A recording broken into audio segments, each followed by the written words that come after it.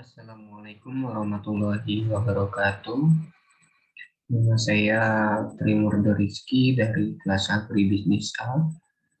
Saya akan mempresentasikan PPT saya, Pendidikan Pancasila, bab 1, Pengantar Pendidikan Pancasila. Urgensi pendidikan Pancasila di perguruan tinggi. Yang pertama, secara historis. Ungkapan seorang filsuf Yunani yang bernama Cicero tahun 10643 sebelum Masehi yang mengungkapkan Historia Vitae Magistra yang bermakna sejarah memberikan kearifan. Pengertian lain dari istilah tersebut yang sudah menjadi pendapat umum adalah sejarah merupakan guru kehidupan. Yang kedua, secara sosiologis, sosiologi dipahami sebagai ilmu tentang kehidupan antar manusia yang di dalamnya mengkaji antara latar belakang, susunan, dan pola hidup sosial dari berbagai golongan dan kelompok masyarakat. Di samping itu juga mengkaji masalah-masalah sosial, perubahan, dan pembaruan dalam masyarakat. Sukanto menegaskan bahwa dalam prospek sosiologi, suatu masyarakat pada suatu waktu dan tempat memiliki nilai-nilai tertentu. Berbeda dengan bangsa lain, bangsa Indonesia mendasarkan pandangan hidupnya dalam bermasyarakat, berbangsa, dan bernegara pada suatu asas kultural yang dimiliki dan melekat pada bangsa itu sendiri.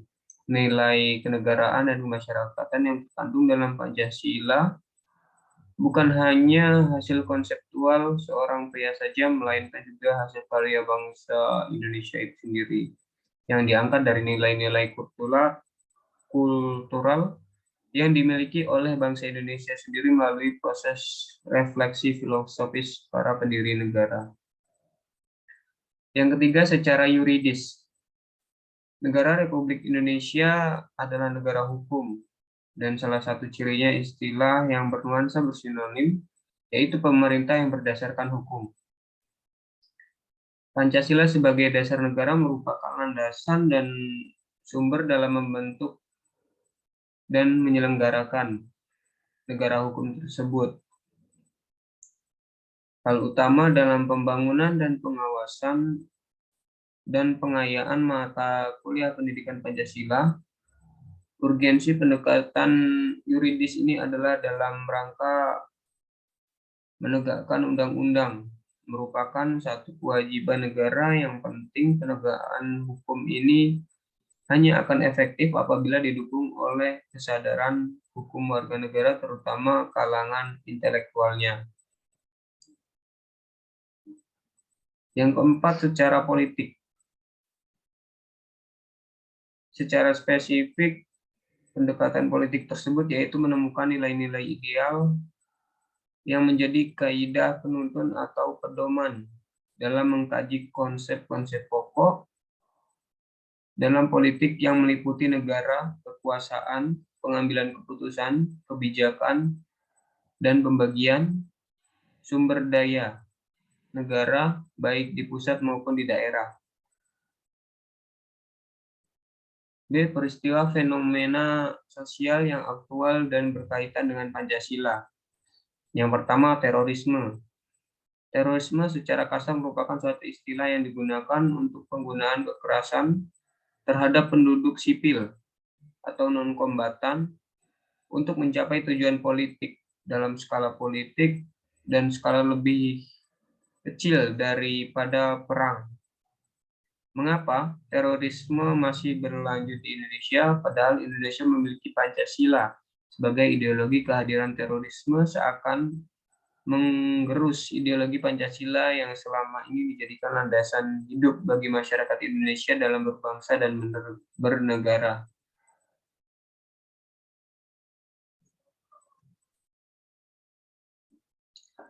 Kedua, Globalisasi, pengaruh globalisasi di Indonesia yang sudah didominasi oleh gaya kapitalis dan pemikiran liberalis secara perlahan sudah berusaha menggerogoti nilai-nilai ideologi Pancasila yang memiliki arti kemanusiaan yang adil dan beradab dengan menimbulkan banyak perubahan pada nilai-nilai kemanusiaan kepada nilai pemikiran liberalis dan memberikan dampak kemerosotan moral menjadi tidak beradab, yaitu dengan maraknya pornografi, porno aksi yang mengatasnamakan seni dan menuklir balikan nilai-nilai budaya bangsa Indonesia dengan adat ketimurannya.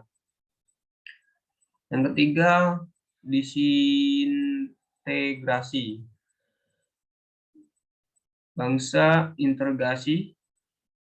Bangsa adalah landasan bagi tegaknya sebuah negara modern. Keutuhan wilayah negara amat ditentukan oleh kemampuan para pemimpin dan masyarakat warga. Negara memelihara komitmen kebersamaan sebagai suatu bangsa. Karena itu, teoritik dipahami bahwa ancaman yang paling nyata terhadap eksistensi wilayah negara adalah gerakan separatisme. Pengertian Pancasila. Pengertian Pancasila secara etimologi dalam bahasa Sanskerta. Pancasila berasal dari kata panca dan sila. Panca artinya 5, sila artinya dasar. Kata sila juga berasal dari kata susila yang berarti tingkah laku yang baik. Jadi secara kebahasaan dapat disimpulkan bahwa Pancasila dapat berarti 5 dasar atau juga dapat berarti 5 tingkah laku baik. Dalam ajaran Buddha, sila diartikan sebagai moralitas atau Pancasila merupakan 5 aturan atau larangan yang wajib ditaati oleh penganutnya. Pengertian yang kedua, pengertian Pancasila secara historis. Keinginan dalam merumuskan dasar negara selanjutnya diawali pada sidang Badan Penyelidik Usaha-Usaha Persiapan Kemerdekaan Indonesia atau BPUPKI atau Dokuritsu Jundi Tosakai yang pada saat itu dipimpin oleh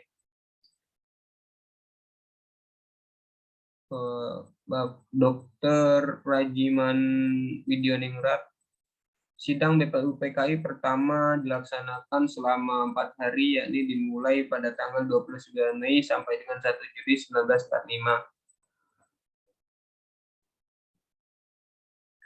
Pidato pertama disampaikan oleh Muhammad Yamin tanggal 29 Mei tahun 1945. Dalam pidatonya, Muhammad Yamin menyampaikan tentang gagasan terhadap negara Indonesia yang akan dibentuk. Dalam pidatonya yang berjudul Pidato untuk Konsep Negara yang Merdeka, Mr. Muhammad Yamin menguraikan tentang Etat Nation atau National State dan tujuan kemerdekaan, dasar kemanusiaan, dasar kedaulatan rakyat, dan kedaulatan negara.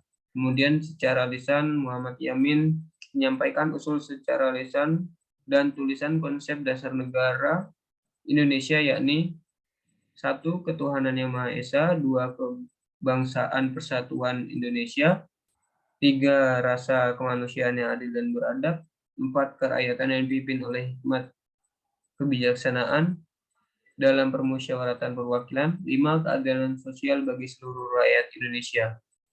Pidato kedua disampaikan oleh Profesor Dr. Mr. R. Supomo pada tanggal 31 Mei tahun 1945. Dalam pidatonya menekankan pada negara persatuan, kebersamaan sebagai prinsip dasar negara. Beberapa pokok pikiran yang disampaikan M.R. Supomo tentang dasar negara yakni yang pertama mengusulkan pendirian negara berdasarkan negara kesatuan yang bersifat integralistik atau negara nasional yang bersifat totaliter. Yang kedua, setiap warga negara harus hidup berketuhanan atau taat kepada Tuhan dalam setiap saat, berkaitan dengan agama yang harus diserahkan kepada setiap golongan-golongan agama yang bersangkutan. Yang ketiga, negara harus dibentuk suatu badan permusyawaratan. Hal ini dilakukan agar pimpinan negara dapat bersatu jiwa dengan rakyat. Yang keempat, sistem ekonomi hendaknya sesuai dengan asas kekeluargaan, karena kekeluargaan merupakan sifat dari masyarakat timur yang harus dipelihara. Yang kelima, berkaitan dengan hubungan antar bangsa, agar kiranya negara Indonesia bersifat negara Asia Timur Raya sebagai bangsa Indonesia yang asli. Pidato ketiga disampaikan oleh Insinyur Soekarno pada tanggal 1 Juni 1945. Setelah menyampaikan panjang lebar pidatonya, maka Insinyur Soekarno mengusulkan dasar negara yang terdiri atas 5 prinsip, yang rumusannya adalah nasionalisme, internasionalisme, mufakat, kesejahteraan sosial, dan yang terakhir ketuhanan yang Maha Esa. Kelima sila tersebut menurutnya dapat diperas menjadi 3 sila atau trisila, yaitu 1, sasio nasional, yaitu nasionalisme dan internasionalisme. 2, sasio demokrasi, yaitu demokrasi dengan kesejahteraan rakyat dan ketuhanan yang Maha Esa.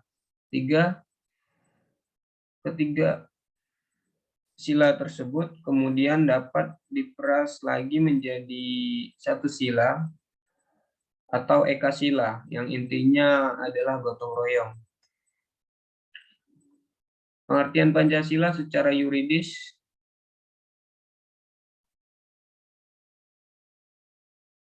Secara yuridis, pengertian Pancasila atau 5 dasar terdapat dalam tata urutan atau rumusannya tercantum dalam alinea ke-1. Ketuhanan yang Maha Esa. 4. Pembukaan Undang-Undang Dasar 1945. Rumusan Pancasila tersebut: ketuhanan yang Maha Esa, kemanusiaan yang adil dan beradab, persatuan Indonesia, kerakyatan yang dipimpin oleh hikmat kebijaksanaan dalam permusyawaratan perwakilan, dan keadilan sosial bagi seluruh rakyat Indonesia. Landasan pendidikan Pancasila. Pancasila adalah dasar falsafah negara Indonesia sebagai mana tercantum dalam UUD 1945. Oleh karena itu, setiap warga negara Indonesia harus mempelajari, mendalami, menghayati, dan mengamalkan dalam segala bidang kehidupan.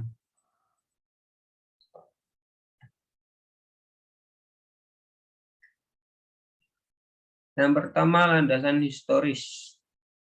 Pada masa Orde Lama, Pancasila ditafsirkan dengan nasionalis, agama, dan komunis, yang disebut juga dengan trisila, kemudian diperas lagi menjadi eka sila atau gotong royong.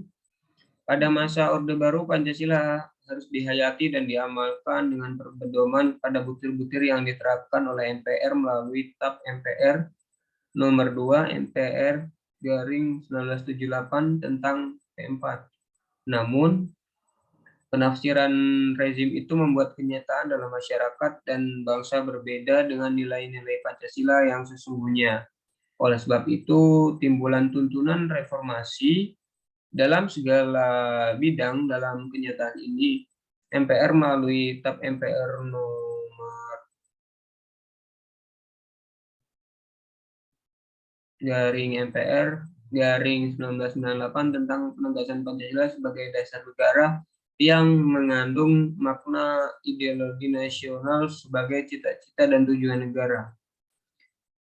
Yang kedua, landasan kultural. Pancasila tidak mengandung nilai-nilai yang terbuka, maksudnya nilai-nilai yang positif, baik yang datang dari luar maupun datang dari dalam negeri. Yang ketiga, landasan yuridis. Sebelum dikeluarkannya PP nomor 60 tahun 1999, Keputusan Menteri Pendidikan dan Kebudayaan nomor 30 tahun 1990 menetapkan status pendidikan Pancasila dari kurikulum pendidikan tinggi sebagai mata kuliah wajib untuk setiap program studi dan bersifat nasional. Perubahan ini dari silabus pendidikan Pancasila adalah dengan dikeluarkannya Keputusan Dirjen Dikti nomor 265 garing Dikti garing ke tahun 2000 tentang penyempurnaan Pancasila pada perguruan tinggi di Indonesia. Pedoman penyusunan kurikulum pendidikan tinggi dan penilaian hasil belajar mahasiswa yang telah ditetapkan bahwa pendidikan agama, pendidikan Pancasila, dan pendidikan kewarganegaraan merupakan kelompok mata kuliah pengembangan kepribadian yang wajib. Yang keempat, landasan filosofis. Pancasila sebagai dasar filsafat negara harus menjadi sumber bagi segala tindakan para penyelenggara negara, menjadi jiwa dari perundang-undangan yang berlaku dalam kehidupan. Bab 2, tujuan pendidikan Pancasila. A. Tujuan Pancasila. Tujuan nasional sebagaimana dicantumkan dalam pembukaan UUD 1945 alinea keempat. Tujuan nasional sebagaimana ditegaskan dalam pembukaan itu diwujudkan melalui pelaksanaan penyelenggara negara yang berkedaulatan rakyat dan demokrasi dengan mengutamakan persatuan dan kesatuan bangsa. Berdasarkan Pancasila dan UUD, penyelenggara negara dilaksanakan melalui pembangunan nasional 1945 dalam segala aspek kehidupan bangsa oleh penyelenggara negara, yaitu lembaga tertinggi dan lembaga tinggi negara bersama-sama segenap rakyat Indonesia di seluruh wilayah. Pembangunan nasional merupakan usaha peningkatan kualitas manusia dan masyarakat di Indonesia yang dilakukan secara berkelanjutan, berlandaskan kemampuan nasional dengan memanfaatkan kemajuan ilmu pengetahuan dan teknologi. Pembangunan nasional merupakan usaha peningkatan kualitas manusia dan masyarakat Indonesia yang dilakukan secara berkelanjutan berlandaskan kemampuan dengan memanfaatkan kemajuan iptek serta memperhatikan tentang perkembangan global. Tujuan pendidikan nasional. Pendidikan nasional bertujuan mencerdaskan kehidupan bangsa dan mengembangkan manusia Indonesia seutuhnya, yaitu manusia yang beriman dan bertakwa terhadap Tuhan Yang Maha Esa dan berbudi pekerti luhur, memiliki pengetahuan dan keterampilan, kesehatan jasmani dan rohani, kepribadian mantap dan mandiri, serta tanggung jawab kemasyarakatan dan kebangsaan. Hal di atas sesuai dengan UUD 1945 pasal 31 ayat 3. Pemerintah mengusahakan dan menyelenggarakan satu sistem pendidikan nasional yang meningkatkan keimanan dan ketakwaan serta akhlak mulia dalam rangka mencerdaskan kehidupan bangsa yang diatur dengan undang-undang.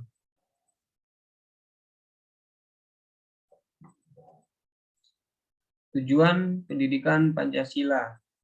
Secara umum, tujuan utama pendidikan Pancasila adalah untuk menumbuhkan wawasan dan kesadaran berbangsa dan bernegara, sikap dan perilaku cinta tanah air, dan bersendikan kebudayaan bangsa, wawasan Nusantara, serta ketahanan nasional dalam diri kita yang sedang mengkaji dan akan menguasai iptek.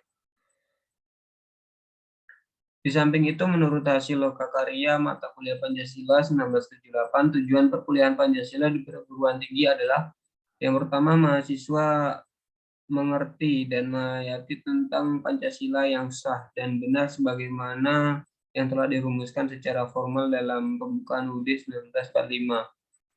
Yang kedua, mahasiswa mengamankan Pancasila dari segala macam bahaya. Yang ketiga, mahasiswa dapat mengamalkan Pancasila dalam kehidupan sehari-hari.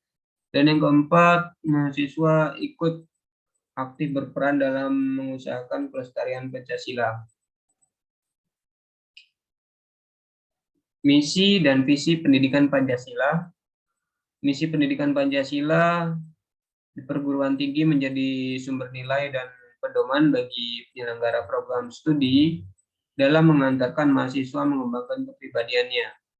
Visi pendidikan Pancasila bertujuan membantu mahasiswa agar mampu mewujudkan nilai dasar agama dan kebudayaan, serta kesadaran berbangsa dan bernegara dalam menerapkan ilmu pengetahuan, teknologi, dan yang dikuasainya dengan rasa penuh tanggung jawab.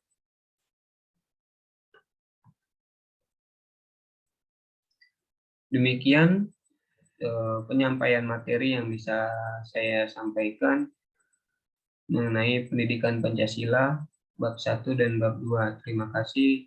Apabila ada salah, saya mohon maaf. Assalamualaikum warahmatullahi wabarakatuh.